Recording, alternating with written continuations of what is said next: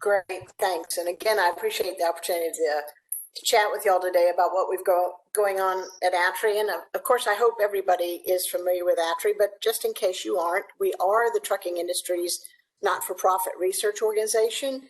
And all the work that we do is generally focused in the areas you see here. I've listed our website address at the bottom. I'll put it up at the end of my presentation. But if you are not aware, we provide all of our research and the research results free of charge to anyone who's interested. Our mission is research to improve the trucking industry's safety and productivity. And to do that, we don't want to limit access to that research to anyone. And so as I talk through a number of our studies, if you'd like to download a copy of the full study, you can go to our website. The information is grouped by research hot topics. So whether it's hours of service or safety or driver shortage, you can find buttons for each of those and then see the entire portfolio of work that we've done under each of those topics. Download any of those studies for free. In terms of our governance at ATRI, we are governed by a board of directors made up of the CEOs of these organizations. Our chair is Judy McReynolds, who is the CEO of ArcBest Corporation out of Arkansas. And we're very appreciative of the very engaged role that our board of directors plays in all that we do at ATRI. But where really I think the heavy lifting and the hard work at ATRI is done, it's done by our research advisory committee. And the men and women representing the organizations you see here, including Jeremy Raymer, who we just saw a few minutes ago on this event, is a member of our research advisory committee. But Jeremy and his peers on the RAC are charged with annually reviewing some 20 to 30 different research proposals developed, and those research proposals are developed by RAC members themselves, by ATRI staff. They are submitted to us by outside parties. And through a very thorough vetting process, the RAC members review each of those, review and discuss each of those proposals to identify which ones they think would really be or are the most pressing in terms of the trucking industry's knowledge gaps. And so at the conclusion of their annual meeting, they will develop a list of typically 6 to 8 top priority topics, which becomes our marching orders at the staff for the next year. Fortunately, this group meets in March, and fortunately this year we were able to get that meeting in right before everything shut down for COVID, so I'll be able to share with you a little later on the priority topics that we're working on for this year. What I really like about this group is the diversity it represents in terms of the trucking industry. Not only are there familiar logos up there for some of the country's biggest motor carriers, but also small motor carriers. We have trucking industry suppliers. We have driver groups, both OIDA and the Teamsters are represented. We have law enforcement, truck driver training schools, academia, government. It really is, as I said, a very diverse group of industry stakeholders. This particular body of RAC members will serve terms that come to an end at the end of this year. And so at its October meeting, our board of directors will be reviewing a list of nominees for the 2021-2022 Research Advisory Committee. And we are excited to take that list of nominees to our board. We've got a lot of great candidates for that. If this serving on the Research Advisory Committee is something you think you might be interested in and would like to learn more, I hope that you'll shoot me an email. We keep a running list of folks who are interested in serving, and we'd love to add your name to that list if it's something that might be of interest to you. So I mentioned that the RAC meeting was held right before everything shut down, but certainly one of the things we discussed at the RAC meeting in great detail was sort of what are we on the cusp of here with this pandemic. We didn't know it was going to be a pandemic, but we were starting to learn some of the problems associated with it, and certainly that included what some of the impacts on the supply chain were going to be, whether it was how do we get into facilities, what happens to our workforce, how do we keep our workforce safe.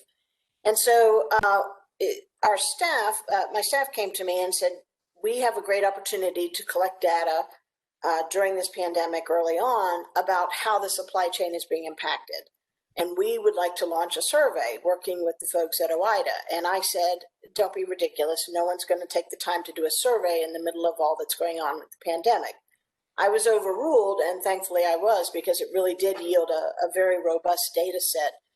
As you can see, we had, in just over 2 weeks, we had over 5,000 respondents. 70% of those respondents were professional drivers, and of those professional drivers, the majority were ones who had been in the industry 10 or more years, and so these are men and women who had seen a lot in the trucking industry, and so we really valued their input on what they were seeing happening during the pandemic.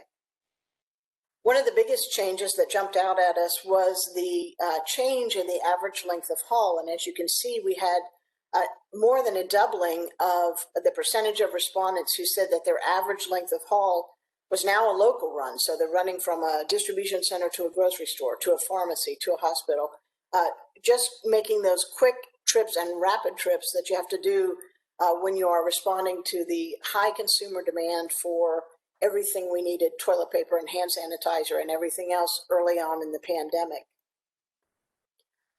You are probably familiar with our annual list of the top truck bottlenecks, where we use our truck GPS data set to quantify truck congestion around the country. And for this analysis, we monitor truck congestion, truck-based congestion at 300 locations around the country. And each year we look at, across an entire year's worth of data, how many trucks are impacted at each location and how slowly trucks are operating as a result of that congestion. And so speed and volume go into this calculation, and the calculation identifies the top 100 truck bottlenecks.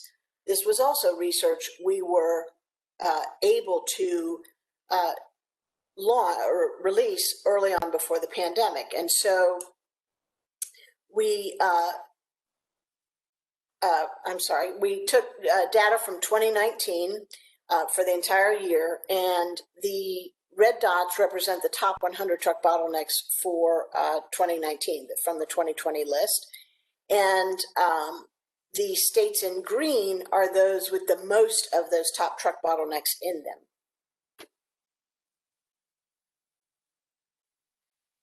So here's the top 10 list. For 2020, these are the 10 worst places to operate a truck based on congestion. Now, we know that in COVID, and I'll show this in just a minute, this situation changed greatly, but 2019 certainly was what we're now remembering fondly as a normal year. And so you can see that at the top location, the Fort Lee, New Jersey, which is the George Washington Bridge that connects New York and New Jersey, average rush hour speeds for trucks were 22 miles per hour. And as I always say, if trucks were going that slowly, cars were going that slowly as well. I live in Atlanta, and we take a little hometown pride in the fact that we have 3 in the top 10. And we were actually replaced the #1 location we had, which is now #2, Spaghetti Junction. We've been the #1 location for 3 years in a row. But as I said, this situation certainly changed during COVID. Oops, went the wrong way, sorry. Oh, before I move on, so not to be left out, Indiana has its fair share of truck-based congestion. And so these are your 4 locations in the top 100 list. Now, good news, bad news, you only have 1 in the top 20 and the rest are farther down the list. But in the right-hand column, you see the year-over-year change in average truck speeds. And when you see it in red, it means the truck speeds have gotten slower because the congestion has gotten worse. And so at 3 of your 4 locations in Indiana, we saw truck speeds go down from the previous year's list. But that was all before the pandemic hit and everybody stayed at home. And so using this same truck GPS data set, we wanted to identify what had happened to congestion. In our survey, you can see 87% of the respondents said they were experiencing reduced congestion. And so we looked at several of those top truck bottleneck locations. The one on the left is the #2 location here in Atlanta. We call that Spaghetti Junction. And we compared truck speeds for the same week in March in 2018, 2019, and 2020. And you can see that in the afternoon rush hour, that one on the left, in 2018 and 2019, truck speeds dropped down to 10 to 15 miles per hour. It's just a really egregious traffic spot for us here in Atlanta. But in 2020, at that same location, trucks were averaging 53 to 55 miles per hour. Why? Because commercial traffic at that time, the third week of March, were really the only vehicles on the roadway. And the supply chain really benefited early on from everyone staying at home. Kind of gave us a glimpse, if you will, of what the supply chain could look like if we could convince four-wheelers to stay home or stay off the roads during those peak times. What's interesting to me is if you look at that one on the right, that's in the greater New York City area, and one of the states that was among the first to shut down during the pandemic. And you can see that even though the green line represents 2020, even though they did have improved truck speeds, they still were experiencing fairly significant congestion. So not everybody was staying at home during that time period. To an outsider who's not in the trucking industry, you might think we're a fairly ubiquitous industry. Impacts are the same across all trucking fleets, but that's not true. And we know that in the industry, and our survey documented that as well. Clearly, if you were a fleet that was hauling consumables to grocery stores or moving supplies to pharmacies or hospitals, your business was fairly brisk early on. But if you were conversely a fleet that hauled fuel and everybody was staying at home and not gassing up their cars, your freight levels were greatly impacted. And you see that in the survey findings here, where specialized fleets, which would be particularly tank fleets on the far left there, experienced much lower freight levels during the pandemic.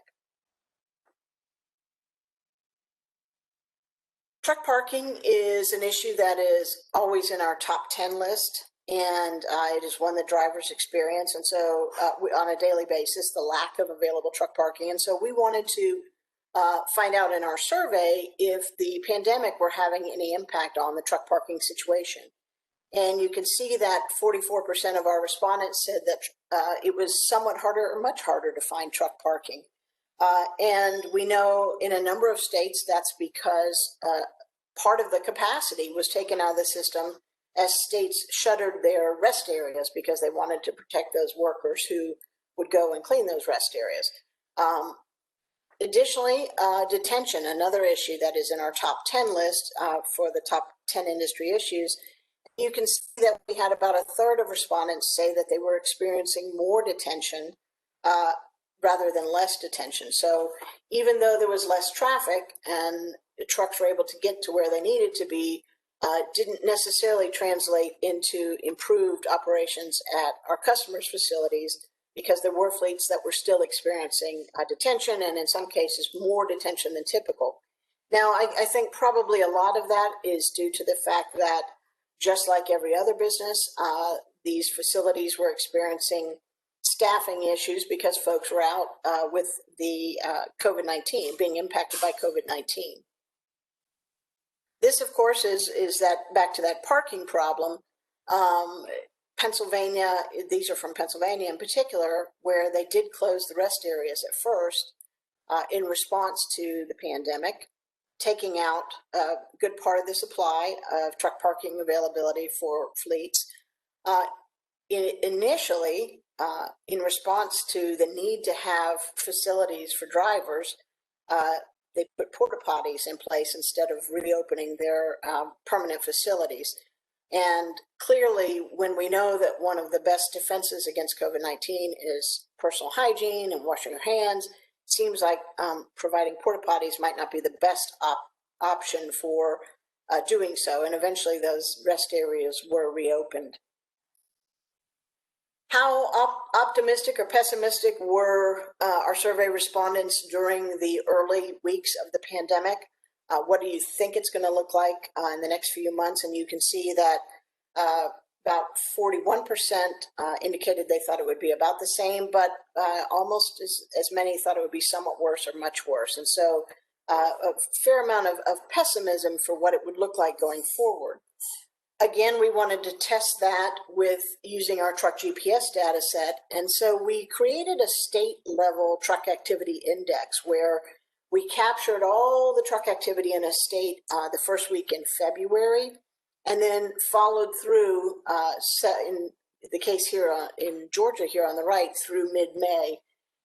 And what you see here for New York and Georgia is fairly similar to what we saw in other states, where there was an initial uptick in truck activity. Again, everybody was rushing to hoard all the groceries and toilet paper and everything else. So an uptick in truck activity. And then as more and more businesses were shuttered, truck activity started to drop off significantly, to slowly rebound a little bit towards the end. But again, we saw this across a number of states that we looked at. Here's what it looks like when you have a very significant part of your economy based in manufacturing, and that manufacturing closes, which we know was the case in the automotive sector in Michigan. And it really just decimated truck activity in the state. And of course, it had a resulting impact on that state's economy as well. But the good news is then we did, towards the mid part of May, start to see that truck activity rebound as those manufacturing facilities started to open back up. I think this was probably one of the most telling findings from our COVID survey work, is how prepared the industry was, and specifically smaller fleets were, to deal with this. And so we asked, did you have a disaster response plan in place? Did you know what your business continuity activities would be prior to COVID? And you can see that the majority of fleets with 15 or fewer trucks had no plan in place. Now, I don't think any of us personally or for our businesses really understood or appreciated how impactful this pandemic would be. But I think we have a great opportunity going forward to collate all these lessons learned from how our businesses have been impacted and how we can improve on that and plan for it better going forward, and share that with the industry at large, so that those smaller fleets are better prepared, not if this happens again, but when it happens again. Now, you are one of the last audiences who will see this particular slide, because these are the results of our 2019 Top Industry Issues Survey. And I know that when you registered for this webinar, you were asked to participate in the 2020 Top Industry Issues Survey. That survey closes on Friday, and we will be announcing the results on Tuesday, October 27th. But here's what it looked like in 2019. With the driver shortage coming in at the #1 spot as the top trucking industry concern.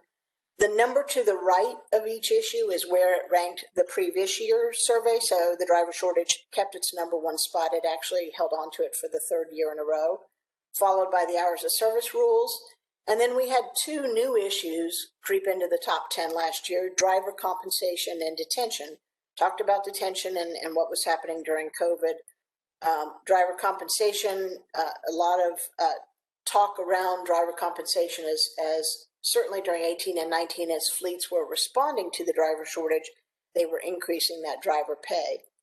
Truck parking, I mentioned, it's always in the top 10. Here it held on to its #5 ranking in last year's survey.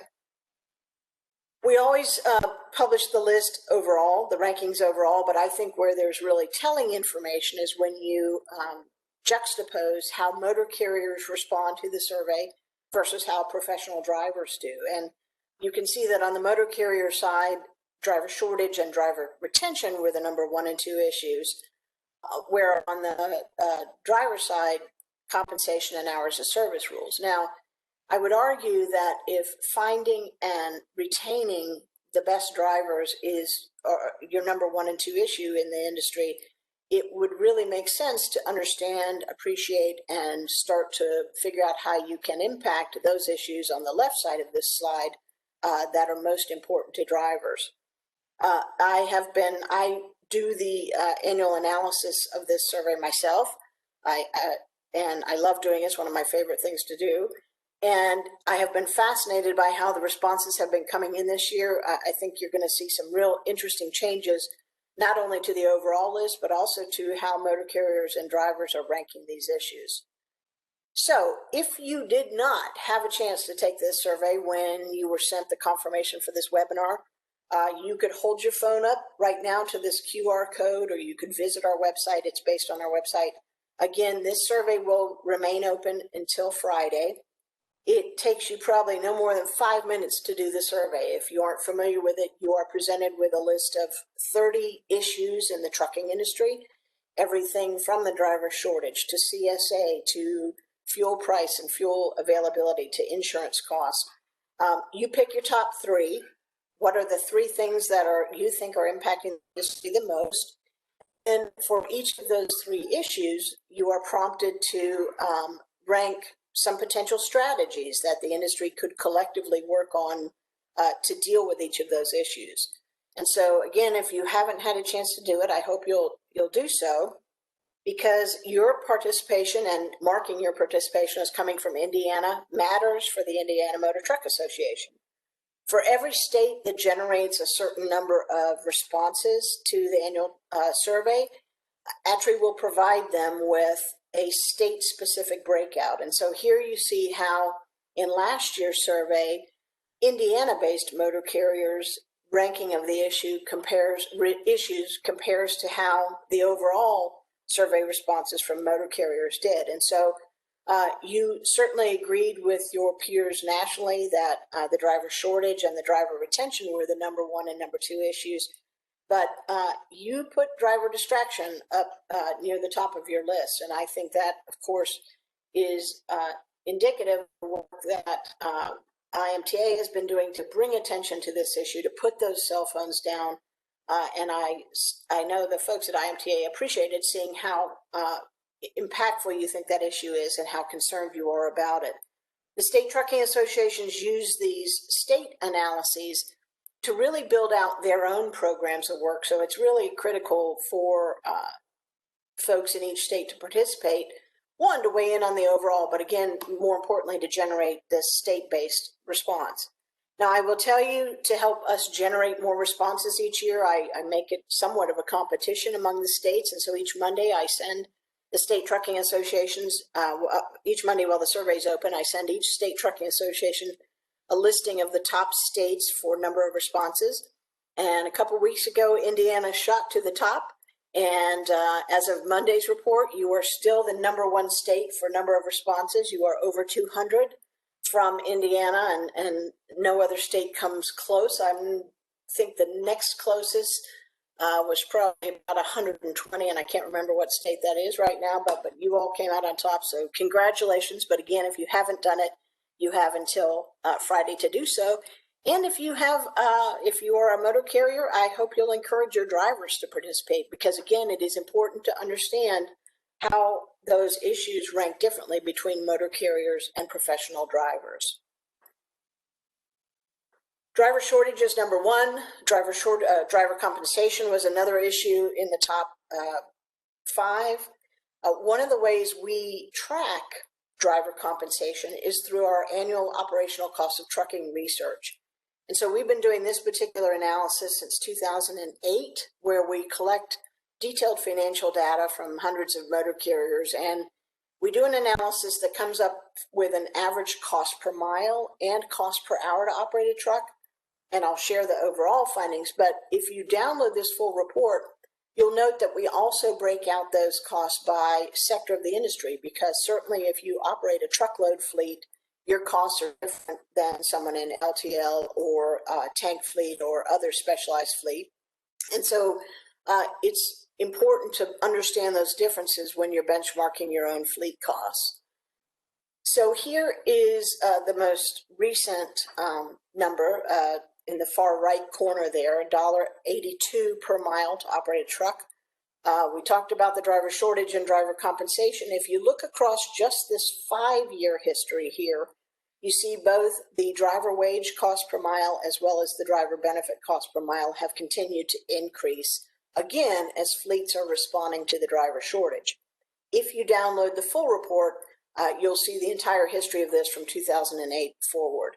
We are now in the middle of the analysis for the 2020 report, and it is our goal to have that report out hopefully in November. So be on the lookout for that one, and it will have, of course, updated costs. Another one of the items, of course, we track in this annual analysis is sort of what is the change year to year. And so here you see the percentage change in each of these line items. Overall costs increased 7.7%, but your biggest leaders there were in fuel, of course, truck insurance premiums, as well as the cost of tolls and what carriers were paying for tolls. And that is a big issue. It was identified by our research advisory committee as a major issue. And so we started out to do this analysis by collecting annual financial reports from 21 of the major U.S. toll systems. And we really wanted to figure out what are they collecting and how are they spending that money. And so we collected the financial reports for these systems. A lot are public. We did our analysis. We broke out sort of what they're collecting and where they're spending it. And then we went back out to those toll systems and we said, here's how we interpret your numbers. Are we correct? Or do you have any changes to that? We went out to all 21. We only heard back from 9 of them, and the tweaks they made were fairly minor. Once that was all done, we calculated a total of $14.7 billion collected in toll revenue in just 1 year. And we believe that represents about 82% of all the U.S. toll collections in a single year. One of the big findings is how toll revenue growth has increased year over year versus just the cost of inflation. And so you can see toll revenue represented by the blue line there, significant growth in toll revenue over that 10-year period relative to rises in inflation. You see a big jump between 2011 and 2012. That alone is almost exclusively because of a doubling of toll rates on the New Jersey toll system. So again, big impacts, big money being spent by the trucking industry. I think what's really telling is if a toll is a user fee that is intended to go towards maintenance and upkeep of that facility, that's how the money should be spent. But what we found in our analysis is that nearly 50% of the toll revenue was diverted to other uses. You can see that a lot of that was excess cash or positive cash flow, profit generated from the running of that system. Of that, 48% trucking's portion was about $2 billion in 2018.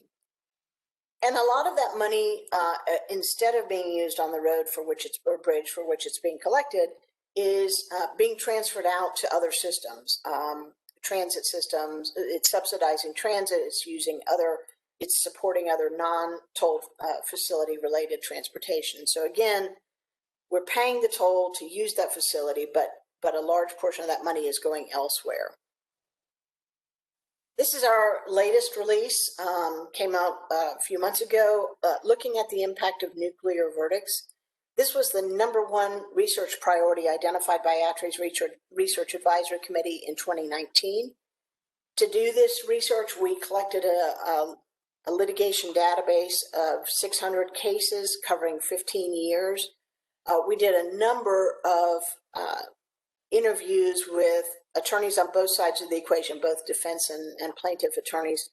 We had extensive conversations and data collection with the insurance industry and with trucking industry safety experts, safety directors in many cases at fleets. The full report, which is 80 plus pages, also includes a very detailed analysis of litigation financing, which is sort of a new area that is being expanded, as well as looking at what some other industries, medical malpractice, the nuclear industry, nuclear power, and the aviation industry, how they have dealt with these very, very large verdicts. So some of the data, and again, it's 80 plus pages, but I would encourage you to download it because it really is very data rich. So in our database, looking at average verdicts over 1 million by year, you can see from 2010 to 2018, we had a 967% increase in the number of those verdicts, or in the amount of those verdicts over that time period. Just in the number of cases with verdicts over $1 million, you can see we had a 235% increase from the first few years of our data from 2005 to 2011 to the last few years of our data, 2012 to 2019. $1 million plus is not necessarily a nuclear verdict. And so based on the interviews that we held, the consensus was that it really falls into that nuclear verdict category when it's 10 million and above. And so just looking at the number of cases where the verdict was 10 million or higher, you can see we had almost a 93% increase from, again, the early years of the database to the latter years of the database. One of the justifications that is provided for these increasing verdicts is the rising cost of health care to attend to the injuries sustained in those crashes. And so we compared the verdict size, increases in verdict size, which is the blue line, to increases in inflation as well as increases in health care. And clearly, the axis for the health care and inflation is on the right-hand side compared to the increases in verdict size. And you can see that clearly verdict sizes are outpacing inflation and healthcare costs, which takes the wind out of that argument somewhat that these are so large just to cover the increasing healthcare costs associated with those crashes. A lot of deep dive on factors in the crashes. So for instance, when there was a traumatic brain injury in the crash, the average verdict size was $6.7 million versus no traumatic brain injury, where the average verdict was $2.7 million. When children were involved in the crash, the average verdict size was $42 million. When no children were involved in the crash, the average verdict size was 2.3, a significant difference. Now, I know you're probably thinking, well, Rebecca, we can't control whether there is a traumatic brain injury or whether children are involved in the crash. That's true.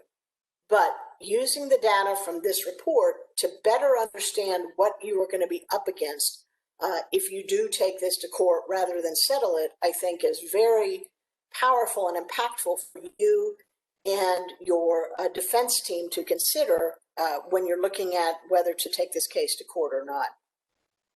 Again, more in the quantitative analysis, the type of crash has an impact on the average verdict size, where a crash that involves a spin or a roll of the truck, average verdict size $14.6 million.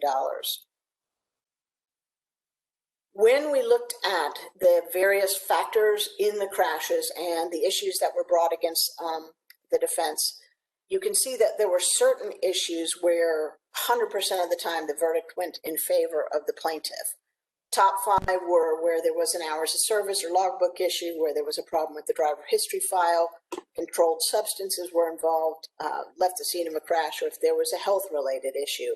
And even some of these others where a large percentage of the verdicts went in favor of the plaintiff. Again, better understanding what your risks are as you decide whether to settle or take a case to court can be better informed by the results of this analysis.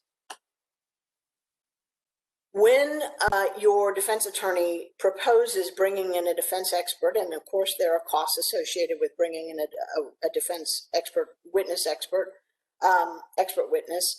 our data found that it makes a lot of sense to do so in terms of reducing the amount of verdicts. So you can see that when an expert witness was called by the defense, the average verdict size decreased by $839,000.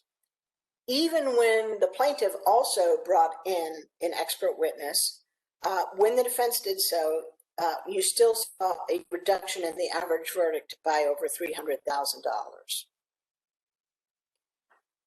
I mentioned using the quantitative findings of this report to better understand what you're up against when you go into court. So one of the findings from the interview analysis corroborates that, and it really is do a thorough risk analysis. Of course, the best way to stay out of court is to not have the crash in the first place. But if you are involved in a crash, really understand what you're up against and all the factors that went into that crash. Settling is should be a critical part of that decision tree. And particularly, we heard from the plaintiff's side, bringing a reasonable offer to the table makes all the difference.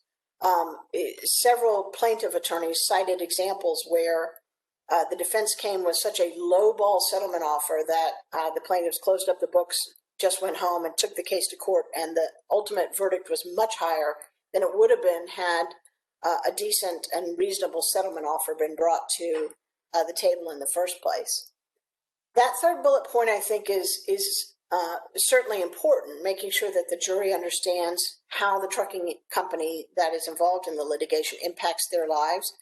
But I think we have, quite frankly, as a result of the pandemic, an incredible opportunity, because throughout 2020, it has been emphasized in the news and on social media and in your local community how critical the trucking industry is, and how it was the truck driver who made sure our store shelves were stocked and everybody had everything they need. And so I think we have an opportunity coming out of this with jury pools to really help them understand how critical the trucking industry is. That note about defense versus plaintiff, huge business model issues.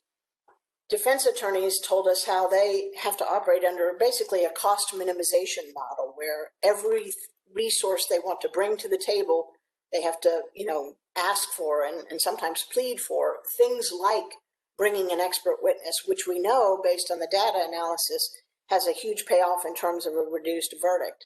Where on the plaintiff side, they will invest the money, and again, the report has a big section on litigation financing. They will invest that money up front because they know that ultimately the reward may be high on the back end of that. I think it's clear that whether you're involved in these crashes or not, your costs are going up as a result of these nuclear verdicts. It is becoming more challenging to get insurance. There are stricter underwriting standards. Premiums are going up for everybody. And so regardless of size, regardless of how long you've been in the industry, and regardless of whether you've been in one of these crashes or not, you are seeing the results of these nuclear verdicts through increased costs, and particularly in insurance premiums. And as we cite in the full report, there are a number of fleets who have had to close their doors because they could no longer afford the cost of insurance. And ultimately, we make the argument in the report that all consumers pay the price of these nuclear verdicts through insurance costs going up. So motor carriers have to cover that through increasing their transportation costs, which leads to increased costs of transportation for everything you and I consume. And so at the end of the day, the entire supply chain is paying for these nuclear verdicts and has a stake in seeing them reduced. I mentioned that the Research Advisory Committee got to meet in 2020 before everything shut down. And these are the top priorities that they identified for us to work on. You can see we have work underway on 4 of the 5 top priorities, including that top one, which is a follow-on to the nuclear verdicts. So while those nuclear verdicts make a lot of big headlines, and we just saw the one out of Florida that was just incredible, they are much less frequent than the small verdicts. Those plaintiff attorneys who go after the minimum insurance requirement, whether you have those $750,000 or $1 million. And as one motor carrier described it, it's really death by 1,000 cuts, these continual cases brought forward on the industry. And so following a very similar methodology to what we did in the nuclear verdict study, we are looking now at those $1 million and less verdicts on the trucking industry and what the resulting impacts of those are as well. We also, that 4th bullet point is looking at a vehicle miles traveled tax. As we know, there has been no movement at the federal level to increase the federal fuel tax. While some states have moved forward with increasing their state fuel tax, the fact of the matter is that state DOTs are looking for ways to fund their transportation system. And even at the federal level, there have been discussions about a vehicle miles traveled tax. And so our Research Advisory Committee wanted us to do, much like we did with the toll analysis, a very in-depth analysis of what a vehicle miles traveled tax would look like if implemented at the federal level, but also what it would look like on a state level. So that work is underway. you can help, and I hope you will help. There are numerous ways to support ATRI's work on behalf of the trucking industry. First and foremost is participate in our research. So when we put out the top industry issues survey, or when we ask for data for the operational cost of trucking, the best way to help us is to support us by participating in our research.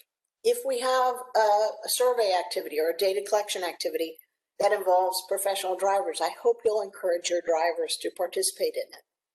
And of course, we're always looking for new research ideas. You can send those to us, submit those to us through our website. As I mentioned early on, our Research Advisory Committee annually reviews 20 to 30 research ideas. Well, a lot of those often generate through folks who have heard us talk about our studies at presentations or presentations online like this year, and they send us a new research idea to consider. And so I hope if you've got something that's been in the back of your mind, I hope you'll send that to us as well. And all the work that we do on your behalf, we do with charitable contributions. And so I want to thank the Indiana Motor Truck Association, which is one of our longest standing and biggest supporting state trucking associations.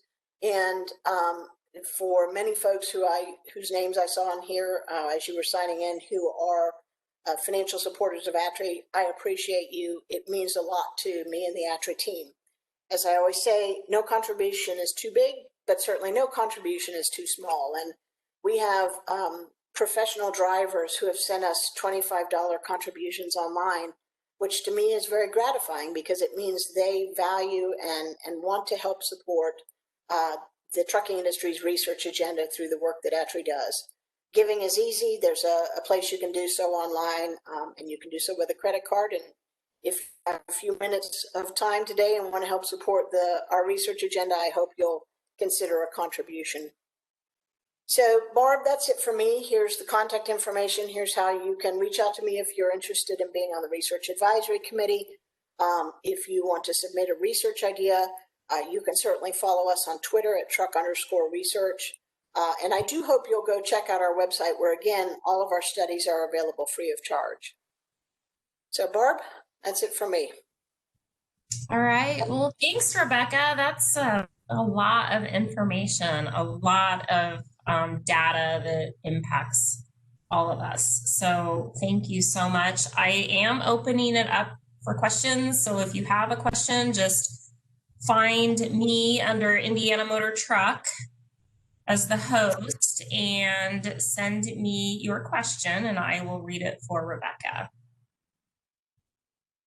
And in the meantime, while we're waiting for any potential questions, I wanted to talk a little bit about congestion. You brought that up early on, and I know, as an industry, we spend over over $70 billion a year just sitting in traffic. And every year you have such good information. My question on that is, are the states receptive? I know you do a lot of PR after that study comes out every year. Are the states receptive? Do they look at your data? Do you see changes being made because of that? Absolutely. So in particular, the top bottleneck list, we have, for instance, we had a location in Nashville that the state DOT is working on right now. And we know that once that construction is complete, we will hopefully see that list go down, that location go down the list. I serve as a member of Georgia's Freight and Logistics Commission, and our state DOT commissioner is also a member of that. And so every time I present to that group and we talk about congestion and the bottlenecks, he is very quick to say, yes, and we have taken your top bottlenecks under consideration, and they're working on a number of them. So it really does, it's a great tool that state DOTs use to really figure out where they're going to target their resources to address that congestion, because they recognize, just as I mentioned, it's not just trucks that are sitting in that congestion. It's not just commerce that is impacted. Everybody, four-wheelers are stuck in that same congestion as well. Yeah, I actually remember seeing a commercial on that. I think that, I don't know if ATA created that commercial or not, but it talks about, a dad going to his kid's soccer game and, he's stuck in traffic and he's going to miss it. Right. So that was good marketing as well. I think you did such a good job that there are no questions. Barb, one thing I should have mentioned. So I did mention that the nuclear verdicts report is 80 plus pages, and there's a lot in there, and I hope you will take the time to go through it. But I also recognize that it is 80 plus pages. And so on the same page on our website where the nuclear verdict study is a one-page summary that really highlights the key findings, particularly focused on what motor carriers should know from that and can act on. And so if you don't have the time for the 80 plus page reading, there is a one-page summary of that nuclear verdict study, again, on the same page on our website. And that is also something that we are focused on here in Indiana. We surveyed our members about a month or two ago about their experiences with these types of lawsuits. If you didn't get the survey and you have an experience with this, please call me, email me, let me know, because we need to gather as much data as we can before we start working on this at a state level. Because I think a lot of the changes could possibly be made at a state level before going to a federal level. I think you're right, Barb. A lot of the tort reform issues are probably most successfully addressed at the state level. Yeah. All right. Well, thank you so much, Rebecca. It's always a pleasure and tons of good information. We will have this recorded, so I'll send it out to all the participants. And we just really appreciate what you do and the hard work that you put into this. And thanks for talking to our members today. Thanks so much. Have a great day. Bye, you too.